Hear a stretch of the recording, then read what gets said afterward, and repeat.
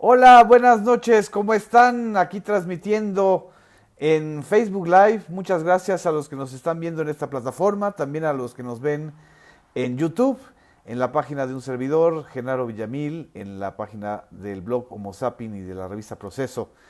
¿Qué tal? Buenas noches, estamos iniciando la semana, estamos a unas cuantas horas del tercero y último debate que se realizará en Mérida, Yucatán, el día de mañana, en mi tierra.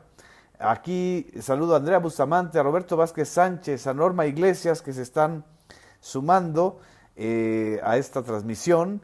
También a Alfredo Coronel Albores, a Sandy Hernández, hola, a Daniel de la Garza, muchas gracias. A Felipe Va Bolaños, buenas noches, ¿qué tal? ¿Cómo están? A Pedro González Muciño, qué bueno que están también sintonizándonos y conectándose. Aquí les manda un saludo la increíble e inquieta Anastasia. Anastasia está esperando cuál es el desenlace de esta contienda. Nos va a estar, está muy inquieta, parece Anaya, está inquieta la Anastasia, y eso que no le han grabado ningún video, ni tiene ningún problema de lavado de dinero, si acaso lavado de whiskas. Muchas gracias a Juan Antonio, a Hugo Eliud, a Lautaro Salgado, a Ivana, muchas gracias. A Carlos Venegas, mi sobrino, muchas gracias por estar aquí transmitiendo y estar comentando. Celeste, ahijada, buenas noches. Les invito a un cafecito antes de que entremos en materia. Desde Mérida, Carlos Venegas nos está escribiendo, seguramente nos va a contar mañana más chismes. A Chel Cervantes desde Oaxaca, a Francisco Gómez, muchas gracias. Vero Martínez, qué bueno que están aquí con nosotros. ¿Qué está sucediendo? ¿Qué está pasando? Verónica Ledesma, ¿tú nos puedes ilustrar? Sandy Hernández dice que ya que cree que Cordero se unió. A Ricardo José Vallado, otro sobrino, muchas gracias. A Rocío Leal, siempre leal, buenas noches. Mateo Peraza, muchas gracias. Sobrino, colaborador. David Magos, te manda saludos. Tacha, tú tienes toda la versión, ya no nos hace caso, ya se tranquilizó. Yo creo que ya escuchó la Anastasia a Diego Fernández de Ceballos, que vaya que, híjole, si Ricardo Anaya, que está en una situación muy delicada, porque exactamente hace 4 días, el jueves de la semana pasada, irrumpió en las redes un video escándalo, anónimo por cierto, donde el hermano de Manuel Barreiro, Juan Barreiro, blofea y boquea cómo fue la estrategia para lavar dinero a favor de Ricardo Anaya desde la época en que Ricardo Anaya era secretario privado del gobernador de Querétaro. Si hubiera quizá tomado con un poco más de calma esta guerra evidentemente que trae con el gobierno de Enrique Peña Nieto y con quienes filtraron el video, que seguramente están por ahí por Washington, y a lo mejor o a lo peor, el apellido del artífice de esto empieza con V de Villamil o V de Videgaray. Es muy probable que si lo hubiera tomado con más calma, el escalamiento no hubiera sido tan brutal. El caso es que en lugar de ubicar el asunto, lo han escalado. Ricardo Anaya ha lanzado o ha emprendido una serie de acusaciones en contra del gobierno de Enrique Peña Nieto, al cual apoyó en buena parte del sexenio con las reformas del Pacto por México, siendo diputado federal, coordinador de la bancada del PAN, y bueno, ahora que está el ataque, pues está ya muy gallito y está pues prácticamente queriendo emular el discurso de Andrés Manuel López Obrador, que no es un discurso de la última semana, es un discurso antisistémico, duro, opositor desde hace más de 12 años. Y curiosamente ahorita López Obrador lo que está haciendo es pactar y arreglar los diferendos con los sectores que siempre se han resistido a la llegada de él a la presidencia de la República. La semana pasada también López Obrador se reunió con el Consejo Mexicano de Hombres de Negocios y pues tiene una ventaja de 20 puntos López Obrador, una ventaja que prácticamente suena irreversible o técnicamente es irreversible a 3 semanas de la elección, a menos de 3 semanas de la elección. Pero en el sistema político mexicano, que es una mezcla de ficción y realidad, nunca sabemos qué es lo que pueda suceder. El caso es que López Obrador está muy tranquilo, llevando a cabo una campaña intensa como la que ha realizado desde el principio, con contradicciones evidentemente por los tipos de alianzas que tiene, que a mucha gente no le han gustado, pero que también le han ganado votos y sectores de otros lados. En medio de esto, de un López Obrador que está de puntero, con una ventaja que hoy mismo confirmó la encuesta de Consulta Mitofsky, y como han confirmado varias encuestas o varios sondeos, Anaya y José Antonio Meade parece que están disputándose no el primer lugar, no el voto de los ciudadanos, sino ver quién queda en segundo y en tercer lugar. Está la disputa muy dura para ver si en este último round o en este último episodio el gobierno o el aparato del gobierno pues baja a Ricardo Anaya a la tercera posición. Es una disputa en realidad no solamente por la presidencia de la República, sino por los puestos y los cargos que quedan para el futuro gobierno en el Congreso, en el Senado, en los congresos estatales, en las gubernaturas. Me dice Mari González que tuvo un sueño de que hace años de que Morena gana. Dice, quieren bajar a Anaya para que los votos vayan al PRI. Evidentemente lo que se trata es de capitalizar. ¿Quién capitaliza el sentimiento anti López Obrador? Que todavía existe y es muy fuerte en buena parte del electorado, pero que ya no es mayoritaria. Desde el momento en que López Obrador rebasa el 50% de las preferencias electorales, estamos hablando de que menos del 50% está en contra de la llegada de López Obrador a la presidencia de la República. Y estamos hablando también de que hay una radicalización de la sociedad, incluso mucho mayor que la propia radicalización de los que apoyan o hemos apoyado o han votado o hemos votado por López Obrador desde hace mucho tiempo. Esta realidad, esto que está sucediendo, está enredando todavía muchísimo más la situación en contra pues, de Ricardo Anaya y por supuesto está colocando el nivel de enfrentamiento verbal y sistémico entre Meade y Anaya. Y lo que hoy sucedió fue que el jefe Diego Fernández de Ceballos, esta ave de tempestades, este personaje de muy poco carisma entre muchos mexicanos, porque todos nos acordamos perfectamente cómo negoció con Carlos Salinas de Gortari las posiciones del PAN para legitimar a Salinas de Gortari después del fraude del 88.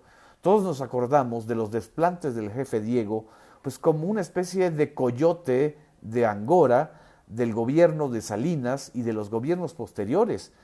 Todos nos acordamos cuando Diego Fernández de Ceballos en el 94 como candidato presidencial prácticamente desapareció del escenario electoral porque estaba a punto de ganarle a Zedillo la presidencia de la República. Y todos sabemos los muchos favores que le ha hecho al sistema este personaje que se dice panista, pero que en realidad es parte de esta cleptocracia que se ha formado desde los últimos 40 años y que nosotros hemos explicado, o que un servidor ha explicado ya varias veces. Bueno, el día de hoy, Diego Fernández de Ceballos, queriendo ayudar a Ricardo Anaya, da una entrevista con MBS Noticias, con Luis Cárdenas, y miren lo que dice, es una entrevista de casi media hora o de más de media hora, pero junto con las cosas que está diciendo supuestamente para defender a Ricardo Anaya, dice que la verdad, dice el jefe Diego, Anaya siempre ha buscado una alianza o un pacto para defender a las instituciones. Ese discurso que suena más priista que panista y sobre todo que ahora lo reproduce Diego Fernández, diciendo para defender a las instituciones y para que no llegue un orate como López Obrador. Vamos a escuchar, les voy a poner el audio de este fragmento de lo que dijo Diego Fernández de Ceballos, y me gustaría escuchar sus opiniones, y aprovecho para mandarles saludos a todos los que se están sumando a esta transmisión de Facebook Live. Les agradezco sus comentarios, sus saludos, sus abrazos. Vamos a escuchar. Ricardo Anaya dijo o dejó de decir, habría que escuchar sus propias palabras para valorarlas, porque la verdad de las cosas, Anaya siempre ha venido diciendo aliarnos para que México no pierda sus instituciones, para que quede quien quede sea alguien que respete las instituciones, que respete la democracia y que no se le puede entregar el país a un iluminado. Si esto es pactar con el PRI o con el gobierno para que no llegue López Obrador, habrá que verlo. Lo cierto es que para nosotros cualquier opción será mejor o menos mala que entregar el país a un orate, a un enfermo, a un psicópata, a un iluminado, a alguien que se le tiene que tratar como Dios, porque lo demás son súbditos. Diego Fernández de Ceballos, gracias por tomar la conversación. Esto es lo que dijo Diego Fernández de Ceballos. Un orate, un iluminado, en fin, una serie de adjetivos que lo único que hacen es describir la propia psicología de Diego Fernández de Ceballos. Diego Fernández de Ceballos, amigo personal de Carlos Salinas de Gortari, socio del salinismo, un protagonista de estos años de la cleptocracia. Cuando está saliendo a defender a Anaya, en realidad no está defendiendo a Anaya. Él está revelando y develando lo que ha sido el fracaso de esta campaña electoral. No se pusieron de acuerdo los pillos de la cleptocracia para frenar el avance electoral casi ya irreversible o prácticamente irreversible de López Obrador. Diego Fernández de Ceballos no está apoyando a Ricardo Anaya, está evitando que López Obrador llegue, y lo está diciendo de manera muy clara.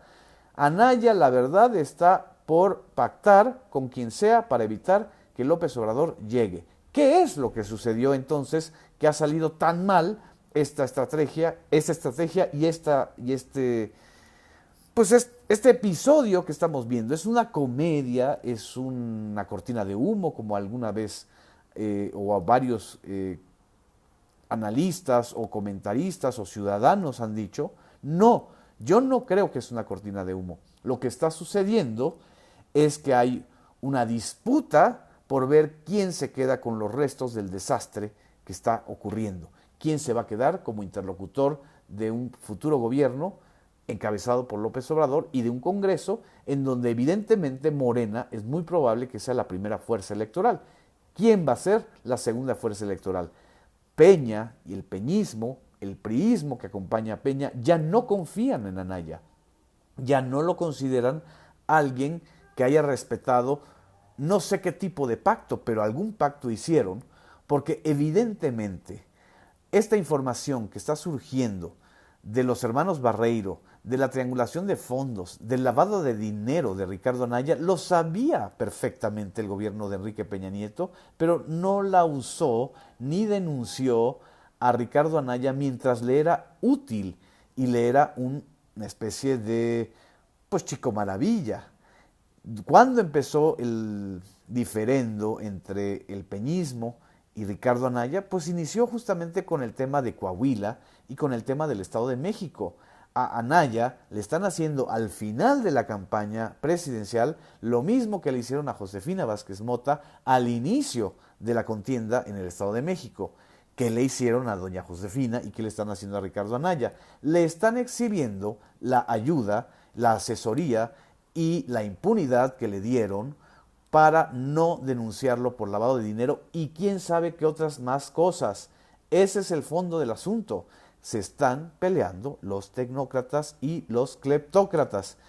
Entonces, lo que va a pasar de hoy a mañana o de mañana para después del debate con Ricardo Anaya es clave para determinar en qué medida las elecciones de este año van a ser unas elecciones en donde se respete el triunfo de la mayoría o los que votan a favor de una opción diferente, o se va a agudizar esta disputa y este pleito en la medida en que Anaya se resista a darle paso a José Antonio Meade como la segunda fuerza electoral. Eso es lo que están disputando, no la victoria, sino la segunda fuerza electoral.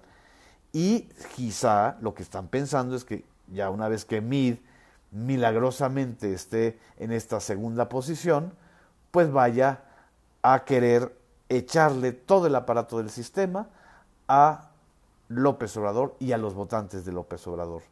No creo, no veo, no existen evidencias de un pacto entre Peña Nieto y López Obrador, porque no lo necesita López Obrador, porque no es un asunto en donde los pactos se hacen con tal de ayudar a alguien y no con tal de respetar la ley. En donde sí hubo un pacto fue con Ricardo Anaya y ese pacto se rompió. Ese pacto evidentemente los está llevando a una confrontación que, por supuesto, cuando se pelean los compadres o cuando se pelean las comadres, pues salen las verdades. Estamos viendo las verdades que están saliendo a la luz de la manera en que opera la cleptocracia para cooptar, para chantajear, para exhibir y para presionar a quienes usó o a quienes se dejaron usar. No es una contienda democrática lo que estamos viendo, es una guerra sucia entre cleptócratas. Eso, si Ricardo Anaya lo dijera de manera mucho más clara y sincera, sería mucho más creíble. Y eso es lo que justamente no es creíble. El día de hoy, Ernesto Cordero, presidente del Senado, quien llega además como presidente del Senado traicionando la propia bancada del PAN, que en su mayoría era anayista, presentó el día de hoy una denuncia contra Ricardo Anaya ante la PGR. Ernesto Cordero, hay que recordarlo, es un colaborador muy cercano a Felipe Calderón y también un colaborador muy cercano a Luis Videgaray. Es decir, forma parte del grupo ITAM, de los economistas del ITAM, que están pues, en prácticamente todos los partidos, pero que están defendiendo sus intereses. También el día de hoy, Javier Lozano, vocero de José Antonio Meade, pues revivió pues, diciendo y señalando que el SAT está informando que la empresa que se usó para la triangulación del dinero de los Barreiro hacia Anaya es una empresa fantasma. Entonces, ya están preparando el instrumento judicial para darle una estocada jurídica y mediática a Ricardo Anaya. En fin, esto es lo que estamos viendo y me dicen aquí que esto apenas empieza. Les agradezco mucho a los que han estado en esta transmisión. A Mara Lepe le mando saludos, a Gabriela Severino, a Laura Guzmán. Dice Laura, Ricardo Anaya es víctima de sus propias mentiras y de sus propios pactos. Rocío Leal dice que no hay pacto entre PRI y Morena. Pastoral de Salud es un distractor, no nos confundamos. No creo que sea un distractor, es una disputa real en medio de una contienda muy, muy violenta. A Iván Ledesma también le agradezco que nos esté viendo, que compartan y que comenten este análisis a unas horas, a 24 horas antes del debate del día de mañana. ¿Ustedes qué piensan? ¿Quién va a ganar el debate? ¿O quién creen que gane el debate? ¿O qué creen que sea el debate? Aquí pues vamos a escuchar y leer sus opiniones. Me pregunta Grala que qué hay con los empresarios. Pues bueno, los empresarios hay de todo. Hay quienes siguen manteniendo una posición muy anti López Obrador, otros que están con Meade. Y después de la reunión con el Consejo Mexicano de Negocios, evidentemente se distendió mucho la guerra que traía la cúpula empresarial con López Obrador. En fin, efectivamente, como me dicen aquí, en política no hay coincidencias. Les mando un abrazo, les deseo muy feliz semana. Nos vemos mañana, después del debate, para comentar con ustedes las impresiones. Muchas gracias, un abrazo y pues por lo que estoy viendo muchos creen o consideran y opinan que López Obrador ganará el debate. En fin, Vamos a vernos mañana y pues síganos aquí en Facebook Live. Vamos a seguir analizando, informando y dándole contexto a esto que se está convirtiendo en una de las campañas más intensas. Gracias.